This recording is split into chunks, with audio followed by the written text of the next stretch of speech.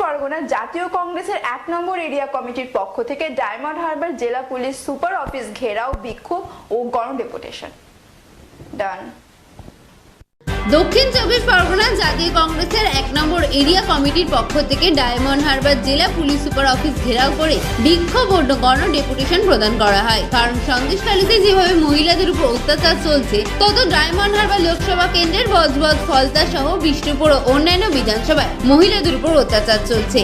এই সকল বিষয় নিয়ে ডায়মন্ড হারবার জেলা পুলিশ সুপারের কাছে গণডেপুটেশন দেওয়া হয়।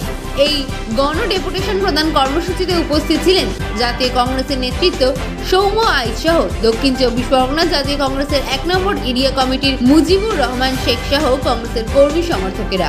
আচ্ছা, আপনারা জানেন রিসেন্টলি পশ্চিমবঙ্গে এক অভূতপূর্ব ঘটনা ঘটেছে, যা পূর্বে কোনোদিন ঘটেনি।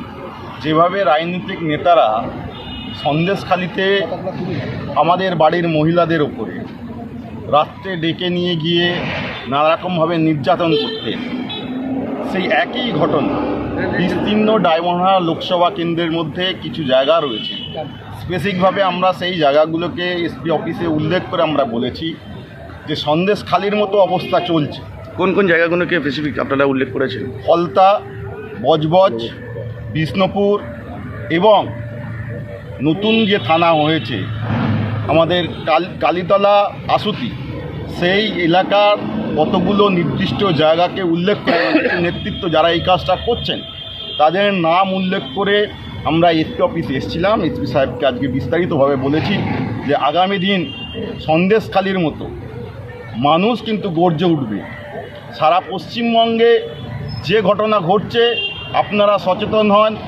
নির্বাচনের আগে আপনারা যদি এই দুষ্কৃতীদের না গ্রেপ্তার করেন তাহলে অবাধ এবং শান্তিপূর্ণভাবে নির্বাচন হবে না ডায়মন্ড হারবার লোকসভায়। আপনাদের চোখে দুষ্কৃতীদের নাম কি, মানে কাদেরকে চিহ্নিত করেছেন? দেখুন, অনেকেই আছে। আপনারা জানেন এখানে অভিষেক বন্দ্যোপাধ্যায়ের নেতৃত্বে যে কাণ্ডগুলো ঘটছে, এখানের এক মন্ত্রী আছেন, তার নেতৃত্বে এখানে কি বিষ্ণুপুরের কিছু অঞ্চল আছে যে অঞ্চলগুলো অবাধে এই অত্যাচার চলছে। ফলতায় আপনি জানেন ফলতার এক নেতা আছে জাহাঙ্গীর খান, তার নেতৃত্বে ফলতা এবং বিস্তীর্ণ বজবজে তার বাহিনী, অর্থাৎ এই যে অভিষেক বাবুর বাহিনী, তারা অত্যাচার চালাচ্ছে।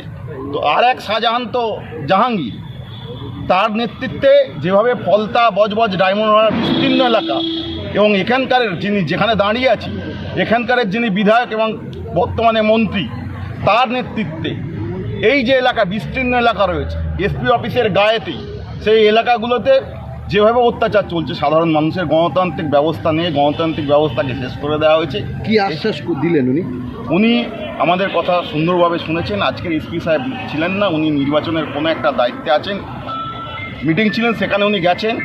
এখানে যিনি ছিলেন ডিএসপি শান্তনু সেন, উনি ছিলেন ডিএসপি